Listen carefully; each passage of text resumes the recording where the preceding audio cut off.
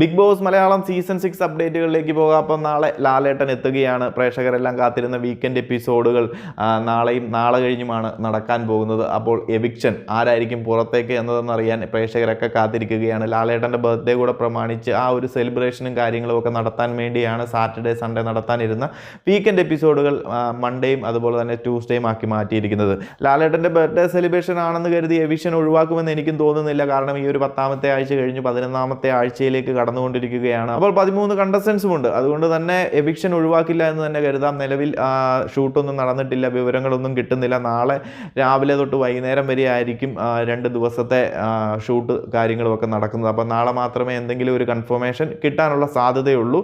അപ്പം നിലവിൽ നമ്മുടെ ആ ഒരു അൺഒഫീഷ്യൽ പോളുകളും പ്രേക്ഷകരുടെ ട്രെൻഡും കാര്യങ്ങളും ഒക്കെ നോക്കിക്കഴിഞ്ഞ് കഴിഞ്ഞാൽ ഏറ്റവും വോട്ട് കുറവ് നിലവിൽ നിൽക്കുന്നത് നമ്മുടെ റസ്മിനാണ് വളരെ വോട്ട് കുറവ്. പ്രേക്ഷക സപ്പോർട്ടൊക്കെ വളരെ കുറഞ്ഞ ഒരു കണ്ടസ്റ്റൻ്റ് ആണ്.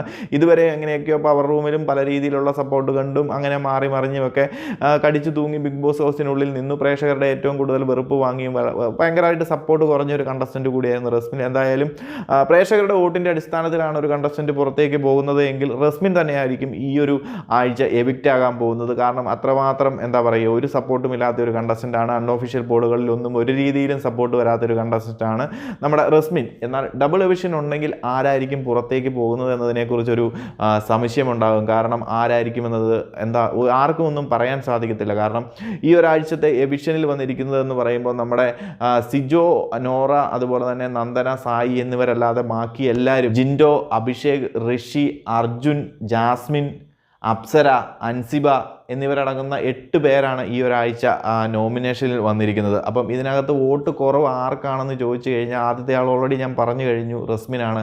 പിന്നീട് ആർക്കാണെന്ന് ചോദിച്ചു കഴിഞ്ഞാൽ അൺഒഫീഷ്യൽ പോളുകളിലൊക്കെ അൻസിബയ്ക്ക് വോട്ട് കാണുന്നുണ്ട്. എന്നാൽ അത് ഒഫീഷ്യലി വന്നു കഴിയുമ്പോൾ അൻസിബയ്ക്ക് വോട്ട് കിട്ടുമോ എന്നതിനെക്കുറിച്ച് ഇപ്പോഴും സംശയമുണ്ട്. പിന്നീട് നമുക്ക് പറയാൻ പറ്റുന്നത് ശ്രീതു ഉണ്ട്, പിന്നെ അഭിഷേകുണ്ട്, അപ്സരയ്ക്കുണ്ട്. ഈ പറയുന്ന 3-4 കണ്ടസ്റ്റൻസിനൊക്കെ വോട്ട് കുറവാണ് പൊതുവെ മറ്റുള്ളവരെ വെച്ച് കമ്പയർ ചെയ്ത് നോക്കിക്കഴിയുമ്പോൾ. നിലവിൽ നമ്മുടെ ജിൻഡോയ്ക്കും അർജുനും ഒക്കെ അത്യാവശ്യം കുഴപ്പമില്ലാതെ വോട്ട് കിട്ടുന്നുണ്ട്. ജാസ്മിന് കുഴപ്പമില്ലാത്ത വോട്ട് വന്നിട്ടുണ്ട് അൺഒഫീഷ്യൽ പോളുകളിലൊക്കെ.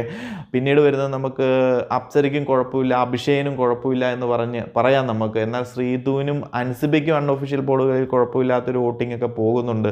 എന്നാൽ ഈ ഒരു ഒഫീഷ്യൽ പോളിങ്ങിലേക്ക് വന്നു കഴിയുമ്പോൾ എന്തായിരിക്കും അവസ്ഥ എന്നതിനെക്കുറിച്ച് ഒരു ഐഡിയയും ഇല്ല. എന്തായാലും നമുക്ക് നോക്കാം. റസ്മിനായിരിക്കും ഒരു കണ്ടസ്റ്റൻറ്റ്. എന്നാൽ മറ്റൊരു കണ്ടസ്റ്റൻറ്റ് ആരാകും എന്നതിനെക്കുറിച്ച് നമുക്ക് നാളെ ആദ്യത്തെ ഒരു എപ്പിസോഡിൻ്റെ ഷൂട്ട് കഴിഞ്ഞാൽ മാത്രമേ മനസ്സിലാവുകയുള്ളൂ. നാളെ ഇനി എവിക്ഷൻ ഉണ്ടാകുമോ അതോ രണ്ടാമത്തെ ദിവസമായിരിക്കും 2 എവിക്ഷൻ കൂടി നടത്തുന്നത് എന്നതിനെക്കുറിച്ചൊന്നും ഒരു ഐഡിയയുമില്ല. ഷൂട്ട് തുടങ്ങിക്കഴിഞ്ഞാൽ മാത്രമേ നമുക്ക് എന്തെങ്കിലും കിട്ടത്തുള്ളൂ. എന്തായാലും നിങ്ങളുടെ അഭിപ്രായത്തിൽ ആരാണ് പുറത്തേക്ക് പോകാൻ ആഗ്രഹിക്കുന്നത് എന്നതൊന്ന് കമൻ്റായിട്ട് അറിയിക്കുക. അപ്പോൾ കൂടുതൽ അപ്ഡേറ്റുകളുമായി മറ്റൊരു വീഡിയോയിൽ കാണാം.